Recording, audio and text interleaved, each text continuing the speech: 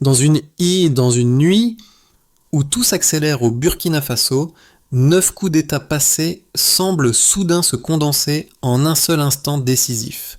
Les signaux venus d'ailleurs, réunions lointaines, messages codés, mouvements discrets, dessinent un avant et un après que chacun presse sans l'expliquer. Alors que plane l'incertitude, une question surgit. Que devient réellement la souveraineté lorsqu'Ibrahim Traoré apparaît comme la dernière ligne de résistance? Et si cette fois, l'histoire refusait de se plier au scénario attendu? Cette enquête promet au spectateur bien plus qu'un récit dramatique sur une nuit tourmentée. Elle lui offre une méthode durable pour comprendre comment se construit, pas à pas, une pression politique venue de l'extérieur. Dans un paysage saturé de titres alarmistes, elle propose un bénéfice essentiel, une grille de lecture stable pour démêler signaux faibles, discours calibrés et mouvements discrets qui précèdent toute tentative de déstabilisation. En suivant ce fil, le spectateur découvre pourquoi certains récits semblent se répéter au Burkina Faso et comment des éléments apparemment isolés, éditoriaux indignés, comptes offshore en mouvement, rendez-vous diplomatiques annulés, forment en réalité un tissu cohérent. L'enjeu dépasse largement un événement de plus. Ce documentaire montre comment la perception elle-même peut devenir un champ de bataille silencieux. Et dans cette tension, une question frappe comme un micro-hook. Si les mécanismes sont connus depuis des décennies, pourquoi continuent-ils à surprendre ceux qui les subissent? La vidéo répondra pas à pas, en décodant la mécanique qui relie les archives du passé aux opérations contemporaines. Un premier détail presque anodin change l'angle de toute l'enquête. Pour la première fois depuis plus de 9 coups d'État, une partie de la population presse que le scénario qui se rejoue à Ouagadougou n'est peut-être plus écrit depuis les casernes. Puis un deuxième élément surgit, rapide comme un flash. Les mêmes expressions, les mêmes signaux, la même chronologie reviennent mot pour mot dans les conversations, comme si un script venu d'ailleurs s'imposait à nouveau. À partir de là, le décor se précise. Depuis l'indépendance du Burkina Faso, chaque basculement politique suit une séquence presque mécanique. Incapacité du pouvoir, nécessité de restaurer l'ordre, promesse de transition, et validation discrète de partenaires étrangers inquiets pour leur position. En 1906, un pouvoir civil renversé au nom du salut national. En 1980, une junte éphémère qui se brise sur les mêmes intérêts. En 1983, Thomas Sankara qui tente de rompre les dépendances avant d'être trahi 4 ans plus tard. Cette chronologie forme une ligne continue que peu de journaux prennent le temps de rappeler, pourtant elle structure encore les perceptions actuelles. Lorsque les caméras du documentaire reviennent au présent, les parallèles deviennent frappants, mêmes éditoriaux indignés, mêmes appels à la restauration démocratique, mêmes inquiétudes diplomatiques soigneusement coordonnées. Ce n'est pas une simple rumeur de caserne, mais l'ombre portée d'un scénario qui a déjà été joué. Et c'est dans cette mémoire longue que se situe la position d'Ibrahim Traoré, non comme un visage isolé, mais comme l'héritier malgré lui d'une série de ruptures avortées que certains préfèrent oublier. Les rues de Ouagadougou reflètent cette tension. Marchés vides, moteurs militaires étouffés, conversations à voix basse. Chacun y reconnaît les codes, tracts anonymes, comptes sans visage appelant à sauver la République, articles ciblant chaque décision, et comprend que ces signes ne sont jamais dispersés par hasard. Le documentaire, en posant ces éléments un à un, révèle comment une mécanique extérieure se greffe sur des fragilités locales pour produire l'illusion d'un mouvement spontané. Ainsi se referme le premier cycle de la curiosité éveillée dès le début du récit. La crise n'est pas seulement interne, elle est chorégraphiée. Pour saisir la portée réelle de cette nuit à Ouagadougou, le documentaire introduit ceux qui, loin des slogans, vivent les secousses avant tout le monde. Le premier est un ancien soldat ayant servi sous Sankara. Dans une petite cour poussiéreuse, il raconte comment les mêmes formulations reviennent toujours lorsqu'un pays entre dans la zone grise, stabilité, transition, restauration. Il a déjà entendu ce vocabulaire dans les années 1980, puis dans les décennies suivantes, et il remarque aujourd'hui une nuance nouvelle, la synchronisation entre ce qui se dit dans les chancelleries et ce qui circule dans les rues. Pour lui, ce parallélisme n'est jamais un hasard, il sert de baromètre précoce à des pressions venues d'ailleurs. Le second personnage est un officier de renseignement trop souvent invisible dans les récits publics. Dans un bureau éclairé par une unique lampe, il montre des notes, des câbles, des messages aux formulations étrangement identiques. Il observe les rendez-vous annulés par certaines ambassades, l'apparition de comptes qui réclament subitement une intervention, et la montée de communications chiffrées depuis l'Europe vers quelques numéros burkinabés. Rien n'est spectaculaire, mais la répétition crée un motif, un pays sous examen, une architecture narrative en préparation. Son travail consiste précisément à détecter ces alignements, ces instants où les coïncidences deviennent un langage codé. À travers ces deux figures, la vidéo montre comment l'alerte se déclenche toujours dans les marges, avant de devenir un phénomène politique visible. Ce ne sont ni des héros ni des symboles, ce sont des témoins lucides qui lisent les variations avant que le public n'en voie les conséquences. Le so what apparaît alors clairement, la menace commence toujours en silence. Le déclencheur survient discrètement, comme souvent dans l'histoire politique du Burkina Faso. Quelques réunions diplomatiques se déprogramment sans justification, des messages codés circulent entre bureaux européens et des articles aux formulations soudain alignées commencent à pointer la dérive du pouvoir. Dans les couloirs feutrés de Bruxelles, puis dans un salon fermé à Paris, les mêmes phrases reviennent. Il faut rétablir l'équilibre, contenir l'instabilité, prévenir la dérive régionale. Ces mots ne sont pas anodins. Ils marquent le départ d'un engrenage connu, celui qui, depuis des décennies, prépare le terrain d'une transition décidée hors du pays. À Washington, dans une pièce sans fenêtre, des analystes projettent les images d'un meeting où Ibrahim Traoré galvanise une foule jeune et déterminée. Un silence lourd suit la vidéo, comme si chacun comprenait que ce type d'énergie doit être étouffé avant de devenir un précédent continental. Le point culminant se forme lentement, mais chaque étape renforce la suivante. D'abord l'érosion médiatique, une concentration d'articles, de tribunes, de chroniques, qui, en quelques jours, convergent vers un même cadrage. Ensuite, la pression économique, transferts retardés, aides bloquées, signaux envoyés aux investisseurs pour qu'ils réévaluent leurs engagements. Puis viennent les mouvements plus discrets, ceux que seuls les services locaux peuvent repérer. Des flux financiers transitent par Genève et Chypre, certains officiers reçoivent des invitations pour des séminaires à l'étranger et des drones anonymes apparaissent près de zones sensibles. À Ouagadougou, le chef du renseignement dépose des dossiers sur la table d'Ibrahim Traoré. Les éléments semblent isolés, mais la synchronisation parle d'elle-même. La bascule se produit une nuit d'orage, lorsque les communications officielles se brouillent et que les radios glissent soudain vers des musiques nationales diffusées en boucle. Sur les réseaux, des comptes créés la veille réclament une intervention pour sauver la République. Dans plusieurs quartiers, des bruits de moteurs militaires se multiplient. Un premier coup de feu éclate, puis un second, bref, sec, presque symbolique. Ce n'est pas une offensive, c'est un signal. La ville doit comprendre qu'un mouvement est en cours. Au palais, les aides de camp circulent, les rapports tombent les uns après les autres, et Ibrahim Traoré observe les écrans, conscient que le scénario appliqué ailleurs tente à nouveau de s'imposer ici. La réverbération s'étend alors comme une onde. Les familles éteignent les radios pour écouter la rue. Des mères éloignent les enfants des fenêtres. Les anciens répètent qu'ils ont déjà connu ces prémices. Une nuit lourde, des éclats isolés, des murmures qui s'élargissent. Mais quelque chose diffère cette fois. Une part de la population refuse le rôle écrit pour elle. Des silhouettes se rassemblent, sans mot d'ordre, comme si la simple présence collective pouvait contrer une mécanique lointaine. Dans cette résistance spontanée, un message implicite circule. Le scénario peut changer si ceux qui en sont les cibles ne se retirent pas.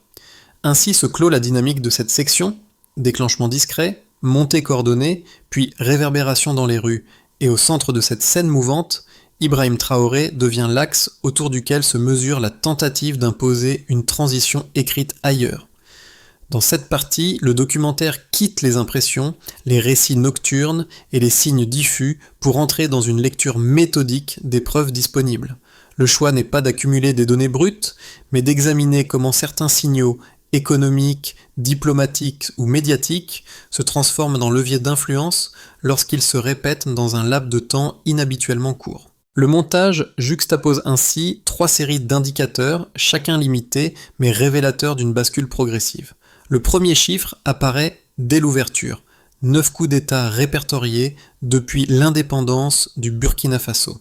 C'est une donnée simple, mais chargée de sens, car elle devient le point de comparaison auquel se confronte chaque rumeur, chaque éditorial, chaque communiqué étranger.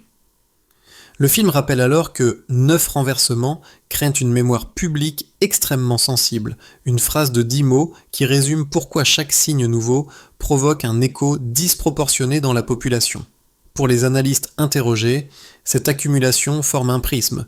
Elle conditionne la manière dont les signaux actuels sont perçus et amplifiés, parfois au-delà de leur importance initiale. Le second chiffre s'inscrit dans la séquence économique. 3 phases structurent les pressions évoquées dans le récit. Elles reviennent clairement dans les discussions diplomatiques. Érosion médiatique, tensions financières, justification sécuritaire. Le documentaire souligne que 3 étapes suffisent pour déplacer l'équilibre fragile localement. Une phrase brève qui situe l'enjeu sans se spéculer. Ces trois phases n'ont rien d'une mécanique secrète. Elles apparaissent dans les prises de position publiques, les chroniques, puis les retards d'aide ou les réévaluations d'accords. Ce n'est pas leur existence qui surprend, mais leur synchronisation avec les autres éléments présentés dans la vidéo. Le troisième chiffre concerne la dimension technologique et informationnelle. Une seule nuit suffit pour que les lignes bougent dans la capitale. Les attaques informatiques, les radios perturbées, les comptes anonymes surgissant presque simultanément créent l'impression d'un mouvement coordonné. Le commentaire explique alors que une nuit suffit pour tester la vulnérabilité d'un État entier. Une formule contenue mais significative. La vidéo n'affirme pas qui orchestre ces actions, elle montre simplement que l'apparition concomitante de ces perturbations technologiques modifie la perception publique et fragilise les institutions locales. Autour de ces 3 points, mémoire historique, séquençage opérationnel, vulnérabilité numérique, se construit une lecture qui dépasse le spectaculaire. Les images de la capitale, les dossiers posés sur un bureau, les communications brouillées ou les rues vidées ne sont pas traités comme des preuves absolues, mais comme des fragments d'un motif plus vaste. Les analystes interrogés insistent. Une soirée agitée ne constitue pas en soi un coup de force, mais l'alignement répété de ces éléments crée un climat où la population, déjà marquée par les précédents, interprète chaque signe comme une annonce potentielle. Dans cette approche, Ibrahim Traoré n'est pas présenté comme une exception, mais comme la figure qui incarne l'effet combiné de ces 3 dynamiques. Sa position au centre des discours, des éditoriaux et des analyses étrangères sert d'indicateur annexe. Plus son nom apparaît dans ces récits, plus la conjonction de signaux semble s'intensifier. Ainsi, cette partie n'impose pas une conclusion, elle expose une mécanique. Et cette mécanique montre comment quelques données limitées, replacées dans leur contexte, suffisent à transformer une nuit particulière en moment décisif dans l'histoire récente du pays. La vidéo choisit ici de confronter 2 objections majeures, largement répétées dans les analyses internationales, avant d'y répondre méthodiquement à partir des éléments déjà dévoilés.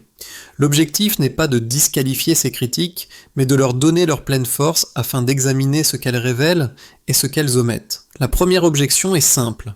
Pour de nombreux observateurs extérieurs, ce qui se déroule au Burkina Faso n'est qu'un épisode supplémentaire dans une longue série de crises internes. Selon cette lecture, Ibrahim Traoré Burkina Faso ne serait qu'un pouvoir militaire de plus sans contre-pouvoir solide, et les inquiétudes exprimées par Bruxelles, Paris ou Washington ne feraient qu'exprimer une vigilance légitime. Les éditoriaux insistent sur la restauration démocratique, évoquent la peur d'un enfermement dans un cycle sans alternance, et relient chaque tension locale à une dérive du pouvoir. Cette critique est cohérente. Elle s'appuie sur l'histoire du pays, sur ses précédents et sur les inquiétudes internes qui existent réellement, comme les tracts anonymes ou les doutes de certains soldats. La seconde objection porte sur les signaux provenant de l'intérieur du pays même. Certains analystes affirment que si un coup de force se prépare, il repose aussi sur des frustrations locales, promesses non tenues, fatigue de la population, comptes qui appellent à sauver la République. Dans cette perspective, les capitales occidentales n'interviendraient pas en initiatrices, mais seulement en accompagnatrices d'un mouvement déjà à l'œuvre. Cette lecture s'appuie sur des éléments visibles. Messages anonymes, tensions économiques, inquiétudes sociales. Le documentaire ne balaie aucune de ces objections. Il montre au contraire que ces deux angles existent, qu'ils sont discutés, qu'ils s'appuient sur des faits partiels mais réels. Puis il introduit la nuance essentielle. Rien dans les éléments décrits ne prouve que ces inquiétudes internes sont spontanées ni qu'elles sont exploitées au hasard. La vidéo juxtapose les réunions nocturnes en Europe, les comptes offshore qui s'activent, les départs coordonnés de diplomates, l'apparition de drones anonymes et les séquences médiatiques calibrées. Autant de marqueurs extérieurs absents des objections théoriques. Ainsi, la réponse Stillman n'annule pas les critiques. Elle montre seulement que ces deux lectures, limitées au face-à-face interne, ignorent une troisième dimension structurante, celle d'un récit transfrontalier qui relie les signaux dispersés dans un cadre plus large. Tout bascule en une phrase. Dans ce milieu de récit, le documentaire dévoile une pièce souvent ignorée. La manière dont certains signaux, dispersés pendant des semaines, s'alignent soudain pour former une trajectoire lisible. Ce n'est plus seulement une rumeur d'ingérence, ni une addition de tensions locales. C'est une mise en cohérence rapide, presque brutale, de mouvements qui semblent provenir de sphères distinctes. Un fonctionnaire montre comment, en quelques heures, les messages venus de Bruxelles, les éditoriaux de Paris et les réunions silencieuses à Washington adoptent un vocabulaire identique. Cette synchronisation ne prouve rien à elle seule, mais elle agit comme un révélateur. Elle transforme l'intuition en perception. Dans le même laps de temps, des drones sans insigne apparaissent près de zones sensibles, et les communications officielles subissent des perturbations simultanées. Rien n'indique une main unique, tout indique une coordination. Au centre de cette convergence, Ibrahim Traoré devient malgré lui un point de référence. Son nom circule dans les notes diplomatiques, dans les chroniques, dans les conversations feutrées qui ne sont jamais retranscrites. Le documentaire montre alors que ce n'est pas sa personne qui déclenche ces mouvements, mais ce qu'elle symbolise dans une séquence où la souveraineté n'est plus seulement un principe, mais un test en temps réel. Ce midpoint révèle donc l'enjeu caché. Un pays observé, calibré, anticipé. Les conséquences de cette nuit ne s'observent pas uniquement dans les couloirs du pouvoir, mais dans 4 cercles distincts qui, ensemble, dessinent l'impact réel de la séquence. Chaque cercle réagit différemment, mais tous ressentent la même tension, celle d'un pays placé sous examen. Dans l'appareil d'État, les premières heures sont marquées par une prudence extrême. Certaines administrations fonctionnent au ralenti, non par paralysie, mais par anticipation.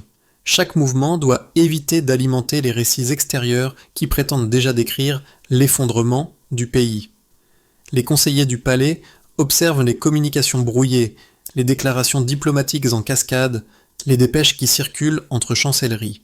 Autour d'Ibrahim Traoré, les aides de camp resserrent les procédures, relisent les dossiers, mettent en place une veille renforcée. Ce n'est pas le chaos, mais une discipline lourde, faite de gestes mesurés. Les institutions sentent que chaque décision, prise durant ces heures, deviendra un repère interprété de l'extérieur. Du côté économique, l'impact immédiat se manifeste surtout sous forme d'incertitude. Certains opérateurs étrangers suspendent des transferts, des partenaires reportent des réunions sans fixer de nouvelles dates. Des équipes locales adaptent leurs prévisions au jour le jour. Aucun effondrement n'est montré, mais une tension diffuse, la crainte que les récits médiatiques déclenchent des réactions en chaîne. Pour les entreprises burkinabées, le risque n'est pas seulement financier, il est narratif. Une rumeur persistante peut suffire à faire hésiter un investisseur ou à repousser une livraison. Le documentaire souligne qu'un pays où l'on parle d'ingérence devient automatiquement un pays où l'on investit avec prudence. Dans les quartiers, les conséquences sont plus humaines que politiques. Les familles restent proches des fenêtres fermées, les radios grésillent, les conversations circulent à voix basse. Les habitants savent reconnaître les premiers signes d'une bascule, car la mémoire collective est marquée par les précédents. Pourtant, une différence apparaît. Une partie de la population refuse de se retirer chez elle. Des groupes se rassemblent sous la pluie, silencieux, comme pour signifier que le scénario attendu n'est plus accepté. Ce n'est ni une manifestation, ni une marche organisée, c'est une présence. Ces silhouettes forment un contre-récit, un message muet adressé à ceux qui imaginent pouvoir écrire la suite depuis loin. Au-delà des frontières, la nuit de Ouagadougou produit un écho particulier. Au Mali et au Niger, les chancelleries suivent la situation de près, conscientes que ce qui arrive à l'un rejaillit forcément sur les autres membres de l'Alliance sahélienne. Dans les capitales voisines, certains observateurs voient dans la pression sur le Burkina Faso un test. Si la tentative réussit ici, elle pourrait être reproduite ailleurs. L'effet régional dépasse donc le cas d'Ibrahim Traoré. Il devient un signal que les pays du Sahel interprètent comme un avertissement sur leur propre marge d'autonomie. Ainsi, cette partie montre que les conséquences ne se limitent jamais à une ville, un chef ou une nuit. Elles se déploient dans cercles successifs, chacun révélant une zone de fragilité et une zone de résistance. Les mois qui suivent une nuit comme celle de Ouagadougou ne dépendent jamais d'un seul acteur. Ils se dessinent selon 3 trajectoires possibles, chacune influencée par la manière dont le pays répondra aux pressions extérieures, aux tensions internes et aux récits qui se construisent autour d'Ibrahim Traoré. Le documentaire n'attribue pas de probabilité à ces chemins, il expose simplement leur logique. Si les institutions locales continuent de fonctionner malgré les perturbations diplomatiques, alors le Burkina Faso entre dans une phase de stabilité vigilante. Ce scénario prévoit un maintien du cadre actuel, mais sous surveillance constante, communication analysée, signaux faibles scrutés, décisions politiques interprétées à l'étranger. Les partenaires régionaux, notamment le Mali et le Niger, renforcent la coopération à faible intensité, sans gestes spectaculaires, mais avec une cohérence accrue. Dans cette hypothèse, la pression extérieure persiste, mais ne parvient pas à provoquer la bascule que certains anticipaient. Si les élites administratives, les forces de sécurité et certains relais économiques s'accordent sur une stratégie claire pour neutraliser les leviers d'ingérence, alors les 12 prochains mois deviennent une période de reconstruction politique.